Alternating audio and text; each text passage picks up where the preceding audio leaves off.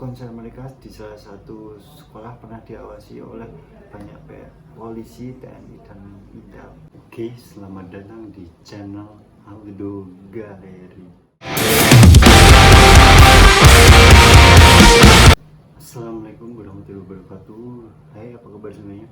Perkenalkan, nama saya Muhammad Aldo Brian Ramadan, bisa disapa dengan Aldo, dengan nomor NIM 0621 020007 dengan prodi bisnis digital sore. Baik, di sini saya akan memenuhi sebuah tugas dari mata kuliah Pancasila dan Kewarganegaraan. Ya, soal tugas ini ya, tugas itu sebenarnya asik banget nih. Sebelumnya saya sempat kepikiran bikin suatu channel YouTube dan berisi apa tuh kontennya, dan saya masih bingung kan, akhirnya tersalurkan bisa membuat sebuah konten dan YouTube channel di tugas ini. So, project apa sih yang akan kita bahas atau saya bahas di project ini?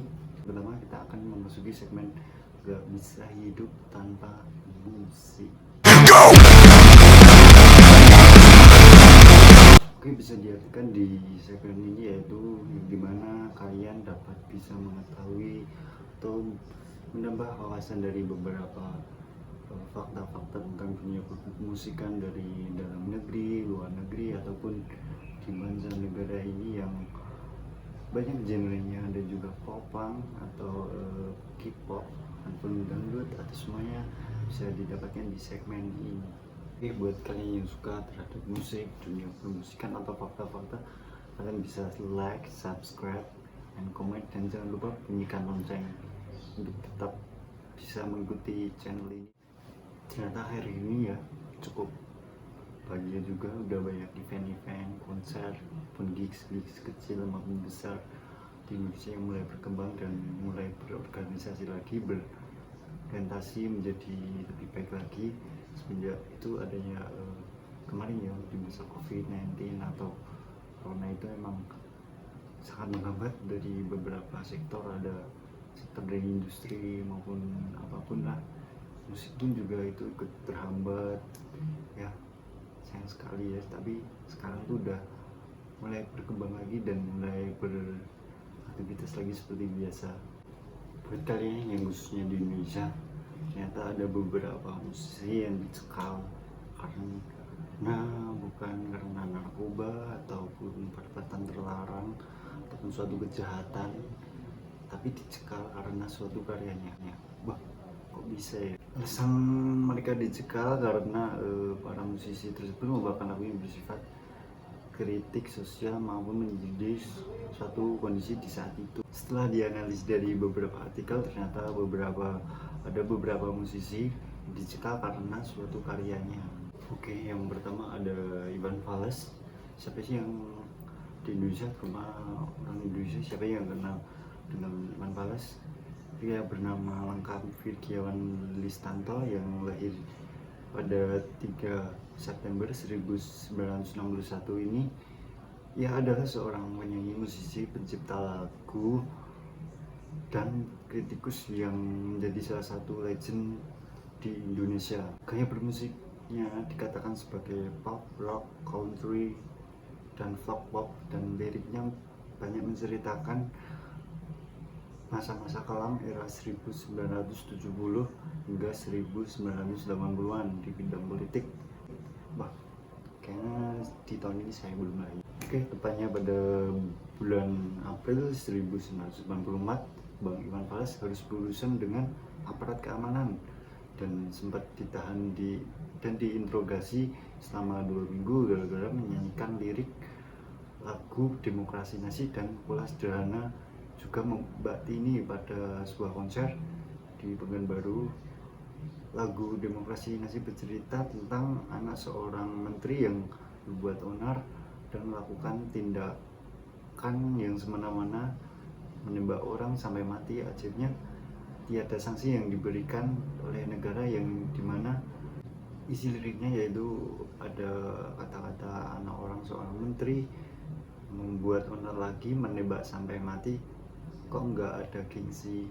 Menurut saya pribadi lagu ini tuh sebenarnya tuh kayak apa ya, sindiran saja sih, tapi di analisis dari beberapa artikel belum ditemukan sih kasus tersebut. Ini mungkin terlalu mendalam ya isi lagunya untuk menyindir, kata-katanya sangat tajam lah menurut saya pribadi. Sedang lagu Mbak ini dianggap menghina Presiden Soeharto dan Ibu Tina atau istrinya. Di dalam lagu itu terdapat dua orang karakter, yaitu Mbak Tini yang mengarah ke Ibu Tin dan suaminya Soehardi. Namun Iwan Fals yang masih cukup cukup muda, yaitu berumur 22 tahun, mengganti nama Soehardi dengan Soeharto kala mentas di atas panggung. Sejak kejadian itu, Iwan Fals dan keluarganya sering mendapatkan teror, dan pada tahun 1988 saat akan tur 100 kota, izin acara dicabut satu hari menjelang pelaksanaan. Pada era tersebut hanya segelintir fans fanatik yang masih menyimpan beberapa rekaman atau lagu tersebut yang menjadi barang langka sekarang untuk menjadi koleksi ya, seperti wah itu sangat langka ya, untuk dimana kita bisa mendapatkan suatu koleksi CD yang CD album bahkan rilisannya sangat langka itu. Saya sebagai pecintanya Bang Iwan atau fansnya Bang Iwan Fals ini, dan akhirnya saya mendapatkan suatu rilisan dari Bang Iwan Fals, yaitu ini dia,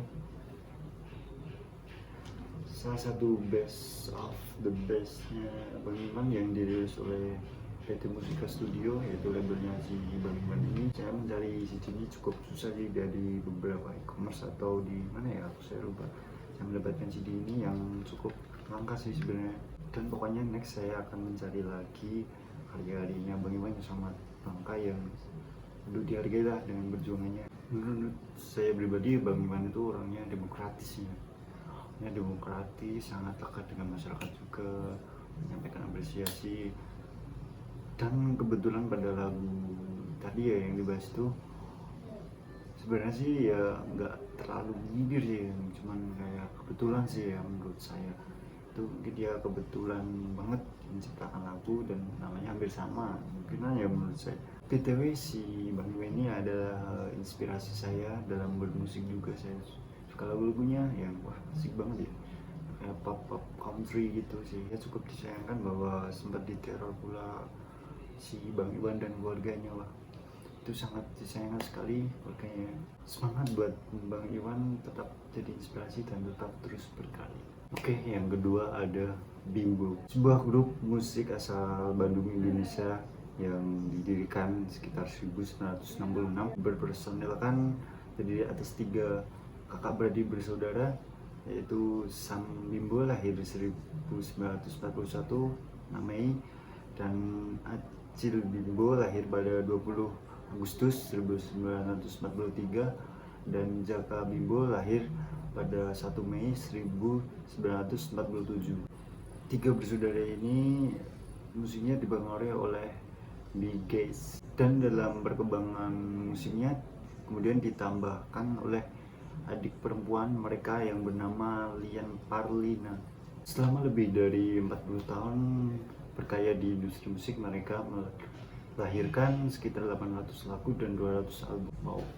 Bimbo juga merilis pop keroncong, dangdut, klasik Melayu, pop Sunda, dan tentu saja lagu-lagu rohani yang selalu hadir seperti saat kembalinya Ramadan setiap tahunnya. Tidak melulu soal cinta kasih ataupun dakwah, sebagian lagu mereka juga tajam mengkritik sosial politik di negeri ini, seperti di lagunya yang berjudul Tante Sun, yang notabene liriknya yaitu Tante Sun, oh Tante Sun, tante yang kaya, tidak pernah merasa kesusahan, senyum kiri dan kanan memikat tua muda, oh Tante Sun, oh Tante Sun. Ya, lagu ciptaan Jaka yang bikin gemas penguasa Orde Baru saat itu. Lagu Tante Sun adalah awal kritik terhadap rezim Orde Baru, sehingga sambutan dari masyarakat begitu baik. Lagu itu menjadi lagu marching band ITB dalam event nasional di Jakarta, dan lagu itu pun kemudian disekal oleh rezim Urba. Soal Bimbo saya sih kurang tahu sih, sebenarnya pernah lihat di televisi dulu semenjak apa ya, itu apa sih, SD atau apa juga, SMP kayaknya. Nah tuh di televisi ada bimbo gitu sih, tahu sudah tua ya, tapi musik-musiknya wah aku sangat sih, sebenarnya saya sendiri sangat suka dengan musik bimbo yang menurut saya genre seperti itu sih asik juga untuk didengarkan. Bahas tentang soal percintaan juga, dakwah juga, wah hampir politik, asik ya pokoknya. Sukses terus untuk om bimbo ini ya, atau bapak-bapak bimbo ini. Yang ketiga ada slang. Slang adalah grup musik Indonesia yang dibentuk oleh Bim Bim pada 26 Desember 1983. Slang merupakan grup musik yang bermula dari Cikini, Tunes Kompleks atau disebut dengan CSC pada 25 Desember 1981, yaitu grup musik terdiri dari siswa SMA Perguruan Cikini, Jakarta. CSC terdiri dari Bim Bim sebagai drum, Boy sebagai gitar, Kiki sebagai gitar juga, Abi sebagai bass, Putih menjadi vokal, dan Will Bailey sebagai vokal. Vokalnya dua guys, yang banyak mengekspresikan kecintaan pada lagu-lagu Rolling Stone. Dan pada akhirnya grup tersebut tidak bertahan dan bubar sama sekali ya, yang kemudian berlanjut menjadi nama slang dengan perubahan personel 14 kali. Wow, 14 kali, yaitu terdiri dari Bim Bim sebagai drummer, Kakak sebagai vokal, Ivanka sebagai bassis, Abdi sebagai gitar, dan Lido sebagai gitaris juga. Grup yang memiliki fans dengan nama Slangers ini pernah kesibukan dengan pemerintah guys. Ternyata Slang selalu kesulitan mendapatkan izin konser. Puncaknya pada saat Slang digugat oleh DPR karena kerap mendukung KPK untuk memberantas suatu korupsi. 26 Desember 1983, Slang merupakan grup musik yang bermula dari Cikini, Tunes Kompleks atau disebut dengan CSC pada 25 Desember 1981, yaitu grup musik terdiri dari siswa SMA Perguruan Cikini, Jakarta.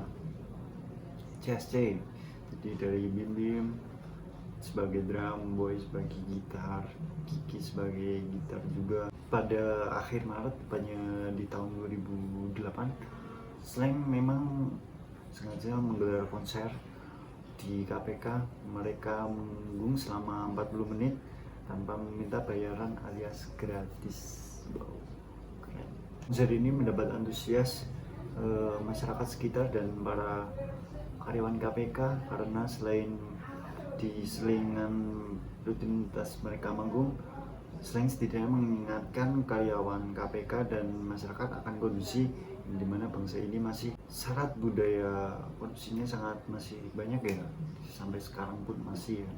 Semangat Slang untuk menyebarkan virus anti korupsi itu ternyata bukan tidak ada hambatan, sebab baru beberapa hari manggung di KPK, DPR merasa tersinggung dengan lagu Gosip Jalanan, atau lebih banyak yang judulnya Gosip Jalanan, yang dibawakan oleh KKJS, yang isinya liriknya yaitu mau tahu gak mafia di Senayan, kerjanya tukang buat peraturan, bikin UUD ujung-ujungnya duit, kacau balau negeriku ini. Wah, liriknya keren sih menurut saya.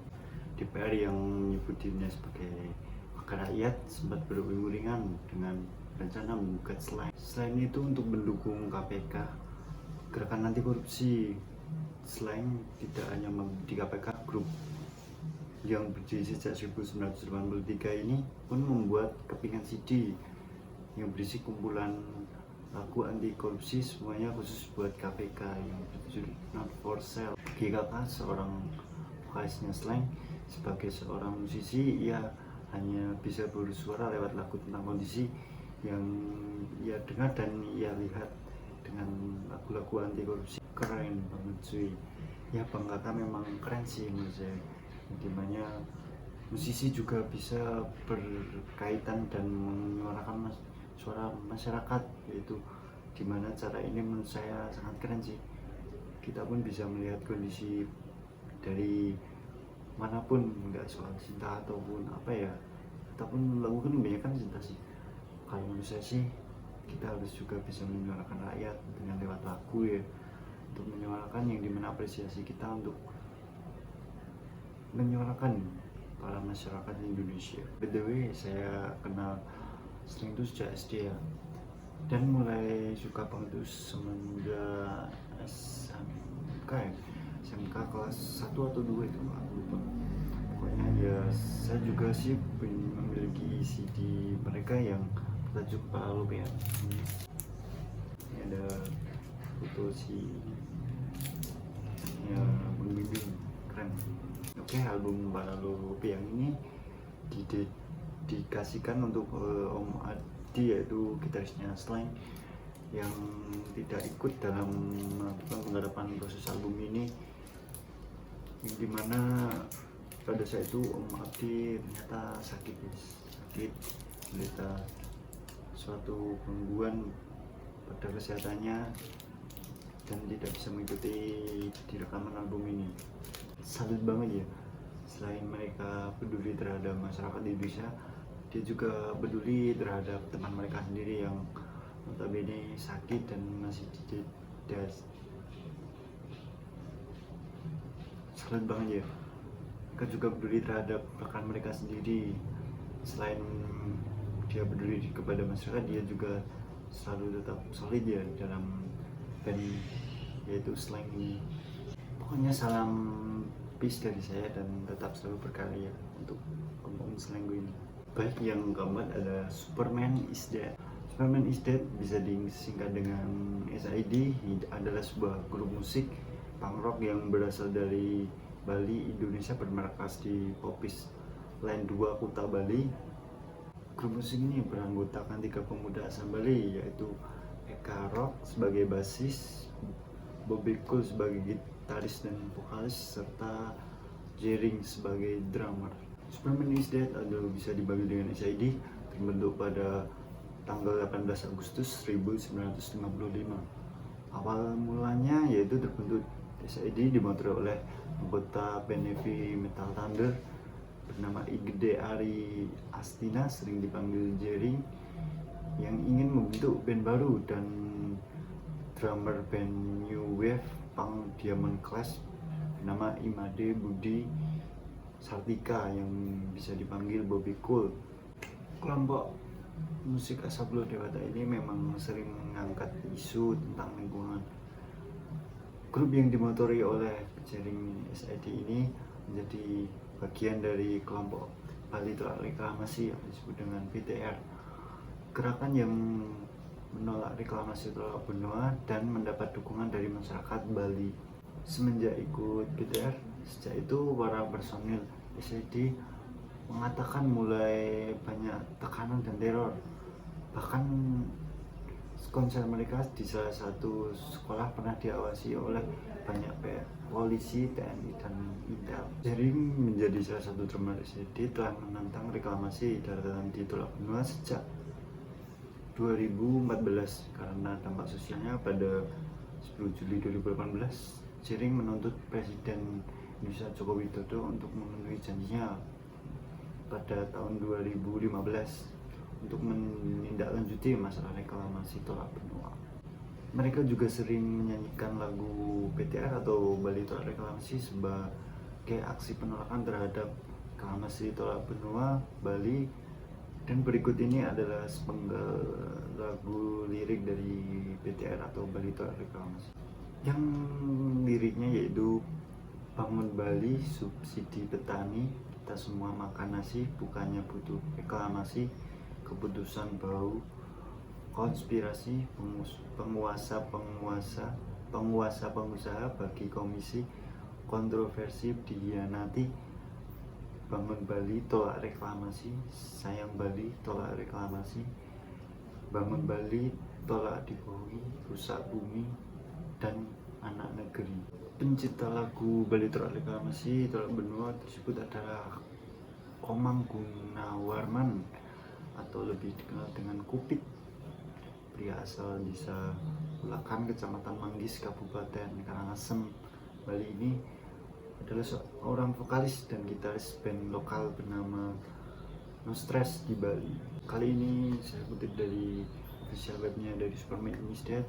Kalian bisa cek bandnya di bawah, yaitu yang dimana mereka diintimidasi oleh pihak aparat dan dapat disimpulkan bahwa isinya yaitu mereka para aparat terutama di Bali mengintimidasi dan caranya yaitu SID dan para personil diteror, mempersulit izin-izin konser yang melibatkan SID. Namun dengan cara tersebut tidak mempan karena meskipun diteror dipersulit, justru mereka perlawanan rakyat melawan pengusaha rakus ini makin besar dan terorganisir. SID Superman is Dead, salah satu idolaku umum trio asal Bali ini, sangat keren dan sangat kece. Dulunya sih pernah membaca beberapa artikel, yaitu punk itu ada ideologi hidup yang mencakup aspek sosial, politik maupun lingkungan sekitar. Punk juga merupakan sebuah gerakan perlawanan anak muda pada tatanan hidup dan menempuh kebebasan. Bukan berarti ya gimana ya, bukan punk itu mencari kebebasan dan tanpa mikir gitu sih menurut saya. Satu tanah anarki, yaitu ada lagu ini sih sebenarnya kayak saja di tanah anarki jadi legenda ini adalah dua dari sini saya punya. Cukup susah juga ya, yaitu sekarang udah langka sih rilisannya si Superman is Dead. Baik, sebelum di sesi terakhir saya akan menyampaikan argumen saya tentang kaitannya Pancasila. Menurut saya pribadi bahwasanya yaitu musik itu pasti ada dalam kehidupan kita, entah dimanapun, kapanpun, siapapun, entah dangdut, metal, pop, rock, punk maupun K-pop juga. Siapa sih di antara kalian, termasuk saya sendiri, yang tidak mendengarkan musik? Ngomong soal musik nih guys, ternyata musik tidak hanya berbicarakan soal percintaan, semangat hidup, atau keagamaan. Ternyata musik juga bisa membicarakan soal politik dan sosial. Ada menurut saya pribadi di Pancasila, yaitu pada sila kelima yang bunyinya keadilan sosial bagi rakyat Indonesia. Jadi di sini para musisi telah ikut serta dalam menyampaikan pendapat atau tepatnya berdemokrasi untuk mencapai keadilan sosial. Dengan cara ini mereka mungkin melakukan cara berdemokrasi dengan cara positif daripada kita berdemokrasi dengan cara yang anarkis atau yang istilahnya membuat onar itu ya.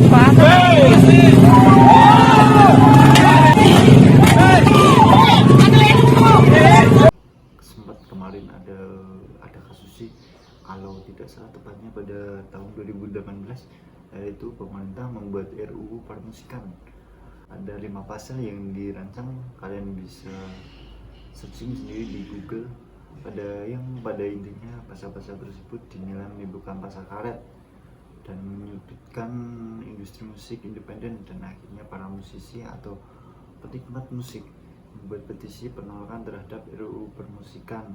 Nah, menurut kalian nih guys, mana dari 4 lagu dari musisi tadi yang liriknya paling kontroversial? Silahkan ditulis di kolom komen cuy. Ada sedikit informasi nih guys, ada informasi bahwa buat kalian nih cuy yang pencinta musik ataupun kolektor, ada beberapa rilisan yang saya akan jual sih.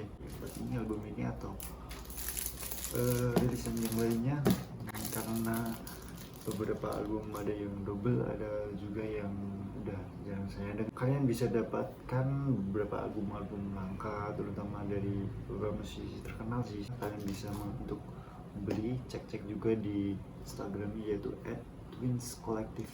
Kalian bisa cek di link deskripsi ya, atau di bawah sini. Ada juga link pembeliannya di bio Instagram. Kalian bisa Blackbird via Tokopedia atau Shopee. Pokoknya jangan lupa tetap support musisi kesayangan kalian semua agar tetap selalu berkarya dan tetap bisa menikmati karya mereka ya. Jangan lupa ya subscribe dan nikmati konten yang saya sajikan tadi. Mohon maaf bila ada kekurangan atau kelebihannya, juga semoga bermanfaat bagi kalian semua yang bisa menikmati. Mohon maaf juga apabila saya salah dalam berkata pun. Sekian dari saya. Wassalamualaikum warahmatullahi wabarakatuh. Enjoy.